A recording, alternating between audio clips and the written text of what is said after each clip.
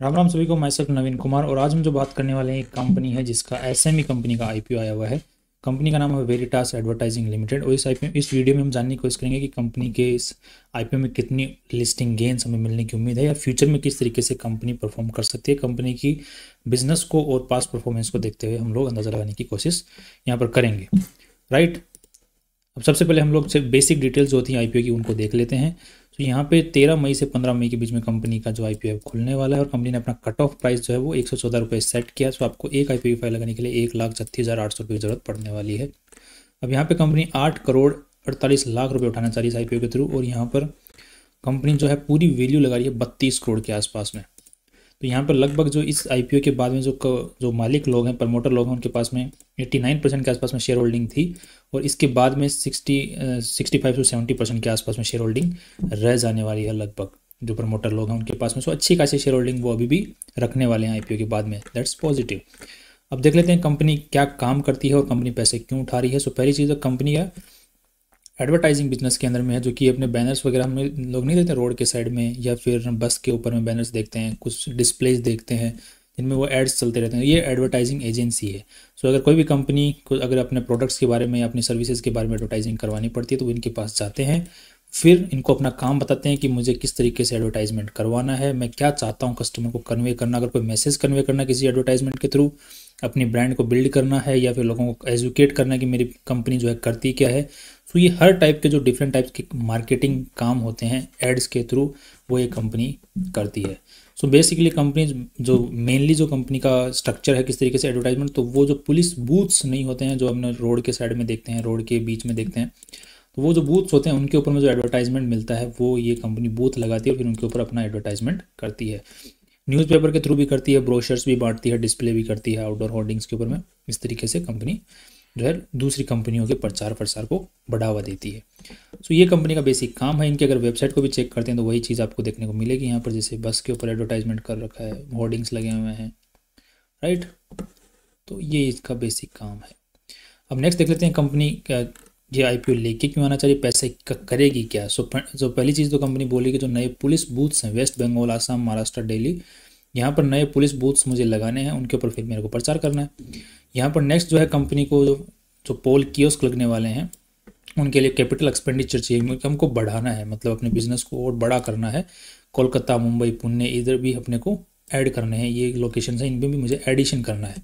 सो business को बढ़ाना है दूसरे स्टेट्स के अंदर में भी, उसके लिए पैसों की जरूरत है। सो बेसिकली दो कामों के लिए मेन कंपनी की जरूरत है और वो भी बिजनेस से रिलेटेड ही, एक्सपेंड बिजनेस को एक्सपेंड करने से रिलेटेड। सो यहाँ पर भी कोई दिक्कत हमें नज़र नहीं आती है।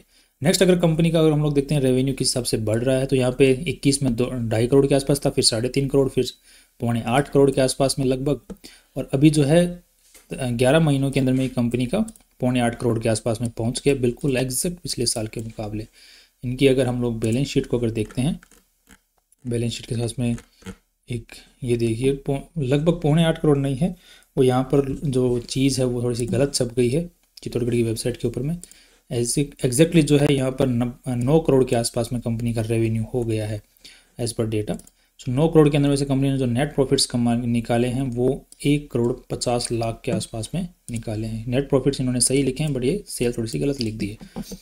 सो अब यहाँ पर अगर कंपनी की कमाई को देखते हैं तो कमाई तो एग्जैक्टली बहुत सही तरीके से बढ़ रही है और कमाई कंपनी की बढ़ती रही। अगर कंपनी की जगह कुछ खर्चे जो होते हैं जैसे कि पोस्टर बनाना, ठीक है, और जैसे कि मार्केटिंग के लिए वो जो प्लान बनाना, तो वो जो टीम चाहिए होती है, वर्कफोर्स जो लेबर वर्कफोर्स चाहिए तो वो तो बढ़ानी पड़ेगी, ऑफकोर्स ही बात है।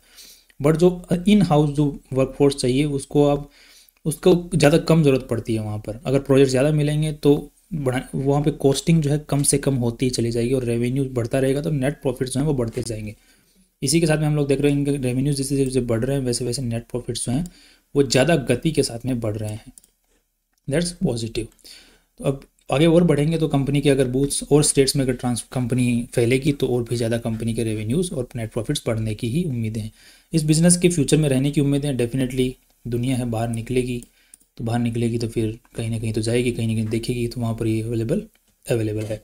हाँ, इनको थोड़ा सा अपना बिजनेस जो है वो डिजिटल मीडिया की तरफ में भी बढ़ाना पड़ेगा वहाँ पर, क्योंकि इंडिया जो है अभी थोड़ा सा डिजिटलाइज की तरफ ज़्यादा हो रहा है, मोबाइल में ज़्यादा ध्यान रखता है बाहर की दुनिया के मुकाबले।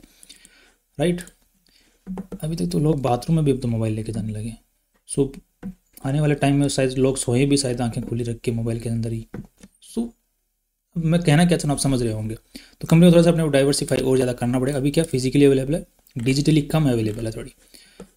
सो दैट्स आई थिंक इसके लिए शिफ्ट होना कोई बड़ी बात होगी नहीं। सो फ्यूचर में कंपनी रहने की उम्मीदें हैं। कंपनी अगर नेटवर्थ की बात करते हैं तो कंपनी की नेटवर्थ यहाँ पर बढ़ती जा रही है क्योंकि कंपनी कमाई करती जा रही है। अब कंपनी की अगर हम अर्निंग्स को एक बार कंपेयर करके देख सकते हैं दूसरी कंपनियों के साथ में, ताकि हमें एक कंपेरिजन बेसिस पे थोड़ा मिल जाए आइडिया कि कहाँ पर लिस्टिंग गेंस हो सकते हैं। सो यहाँ पे दो कंपेरिजन के बेसिस पे अपने पास कंपनियाँ क्रेयॉन्स एंड मार्ग एडवर्टाइजमेंट। अब यहाँ पे कंपनी किस हिसाब से कमाई कर रही है, तो यहाँ पे लेटेस्ट डेटा के अकॉर्डिंग 1.5 करोड़ की कंपनी ने कमाई की है। और यहाँ पे 1.5 करोड़ यहाँ पे अगर हम लोग प्रोजेक्शन लेते हैं एक महीने का और, तो यहाँ पे 15 लाख और कमा लेगी। तो लगभग 170 के आसपास में कंपनी कमा लेगी, 1,70,00,000 के आसपास में। अगर उसी चीज़ को हम लोग यहाँ पर देखेंगे, कंपनी ने वैल्यू कितनी लगाई 32। सो यहाँ पे 32 डिवाइडेड बाय 1.7, तो 18 का पी रेशियो निकल के आता है, जिसको अगर कंपेयर करके देखते हैं तो यहाँ पे इनका 22 है और इसका 219 है। दोनों के मुकाबले अच्छी कमाई कर रही है। पीबी रेशियो की अगर बात करते हैं तो कंपनी ने 3.5 करोड़ की ऑलरेडी नेटवर्थ है और यहाँ पे 8 करोड़ रुपए ऑलरेडी कंपनी उठा रही है। सो यहाँ पर लगभग कितने की होगी, 11 करोड़ की नेटवर्थ कंपनी की हो जाएगी लगभग। सो 11 करोड़ से यहाँ पे 3.5 के आसपास में कंपनी का पीबी रेशियो निकल के आता है।